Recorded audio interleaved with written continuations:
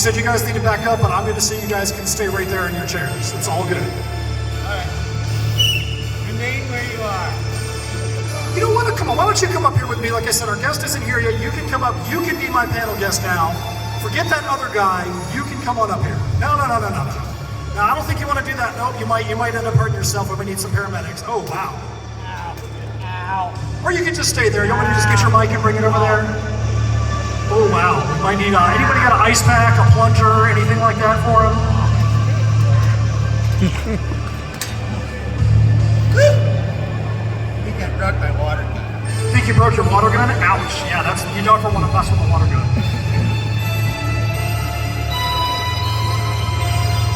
That looked like a little bit easier climb for you right there than the last one. Good stuff, man. All right, like I said, the other guy's not showing up, so why don't you come up here? You can be the guest. How's that sound?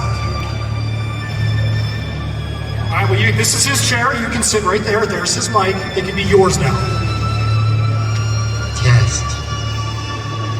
A chemistry read, which is unheard of. The way that I got the role is also unheard of.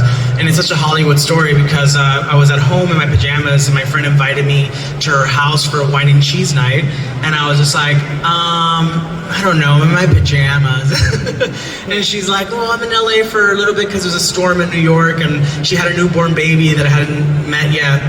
I'm actually gonna see her next week in New York. Her name's Mimi Michaels, and we did a commercial years ago. And she goes, come on, I don't get to see you that often. I was like, okay. So I would go, and it's her and her husband, her newborn baby, adorable, her brother, whose home it is, and her friend that I never met before. Her name's Yvonne. And we were just having a night, having wine and cheese night, and she was really lovely. And the next day I got a text from an unknown number, and it was from Yvonne, her friend. She goes, hey, you're really effing funny. I don't want to say that word because I think there's kids out here. You're really effing funny, and I think you should audition for my fiance's new show. And I was like, I don't do those kind of films anymore. And she's like, what? And I was like, what? And I was joking, what? And she's like, no, you should really audition for this. I think you'd be perfect for it. And she's like, it's called What We Do in the Shadows. And I was like, the movie? I'm like, it's already a movie. And she's like, yeah, but it's a TV show, but you gotta hurry because they've already cast everyone except for this role of Guillermo. And I was like, oh my gosh, okay. So I call my agent, I was like, can I get this audition? And they're like, no, they won't see you because you're too young for the part. Guillermo was 20 years older and I was not right for the role. And they were like, they think you're too young for it. This is without me growing this for a new project. But they were like, it's like, well, I just met the girl at a party who says her fiance says I should audition. And they're like, well, what's her fiance's name? And I was like, I don't know. Let me call her.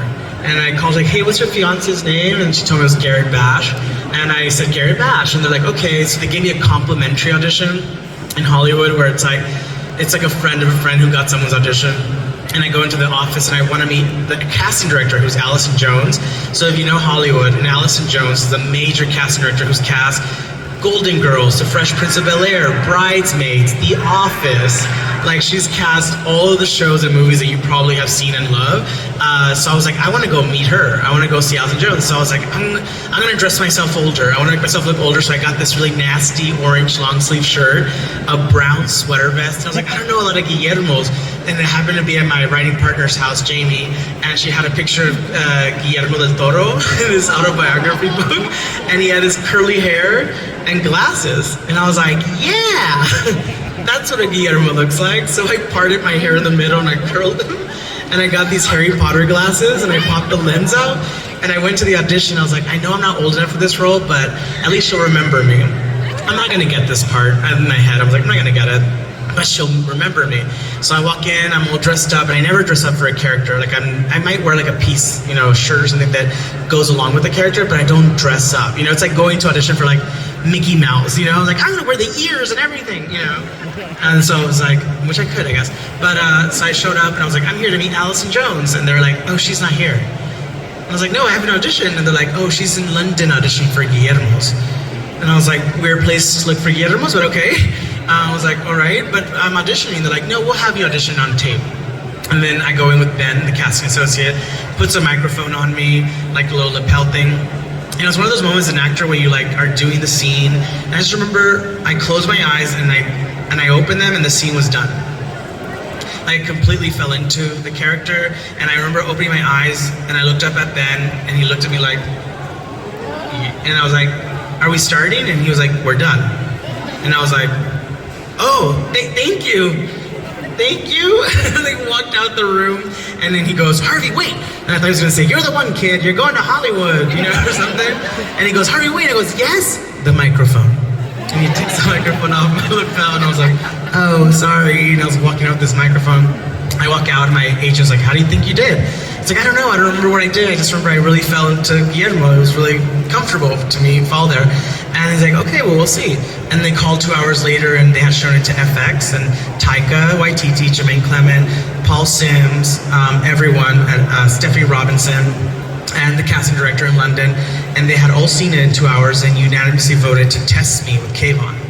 And I was like, you're gonna test, but you're the wild card because you're young and they want this character to be older. And I was like, I'm the wild card. I made a career out of being a wild card. Most of my resume, like if you look at my resume, it's always like, it was written for like a 6'2" blonde Adonis with muscles. And I go, hey guys, can I audition? And they're like, yeah, you're the wild card. And I was like, yeah, the wild card. But I made a resume out of wild card, so I was like, it's no different. So I went and I was like, well, we'll see. And I was like, as long as I test with this person, it all cast already. The whole cast was already cast except for Guillermo. And I was like, I gotta test with this person, I gotta meet him. I don't hear anything for about 2 weeks. And then by now it's like Martin Luther King weekend, and I know they're starting production on Tuesday. So now it's like a Sunday. Before they start Tuesday, and I was like, tomorrow's a holiday, it's Monday. And then they start Tuesday. I didn't get this. I didn't get it. And I went with my sister, and like we're at the mall, and like just like distracting myself from not getting the part. My sister's actually here today. She probably hates that I say this story. But I just like at the mall, and we're driving home, and this number kept calling me from a 16-digit number, and I'm like, not right now, you know, telemarketer. God, give me a sign. Why did I get the? Shut up. God, give me a sign. Why didn't I get? Will you shut up? And then finally my sister's like, will you answer the effing phone? And I was like, oh my gosh. And I answered, hello? And he goes, hey, is this Javi? Yes. Hey, it's Taika and Jermaine. Oh, hi, yes, Mr. Waititi, I'm yes. And he's like, hey, and he's like, yes, I'm testing for you. And he goes, no, you're not testing. And I was like, oh, thank you for calling me for the opportunity. I thank you for your time. And the guy was ready to be like, thank you so much for calling me that I didn't get it. He's like, no, you're the mate. We'll see you on set. What? Was he on set? It was Sunday afternoon, and I had to call my agents. I was like, I got it. And they're like, they thought I was crazy. On a Sunday, I was like, hey guys, I got it. And they're like, Harvey, no one calls on a Sunday. It's a holiday weekend. What are you talking about? And I was like, no, I got it. I got the part. And they're like, calm down. I don't think it's right, but we're gonna check. And they checked. I didn't hear back. On Monday afternoon, it was MLK Day, and they were like, yeah, you got it. I went to a fitting on Tuesday, and I was on set on Wednesday for the pilot. And then you get a 2, 3, ice, 9 kills! Ice, 9 kills! Ice, 9 kills! Ice, 9 kills! Let's go, here we go, ice, 9 kills!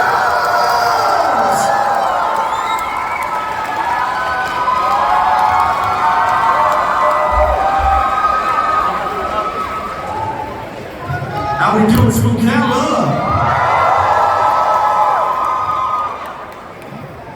You guys ready? So we're very excited to be here. Are you excited to be here, Spookala? We're doing a song right now called Savages. We are the savages. Let me hear it. We are the savages. Let's do it. Oh shit, you don't even need us. You guys are doing it.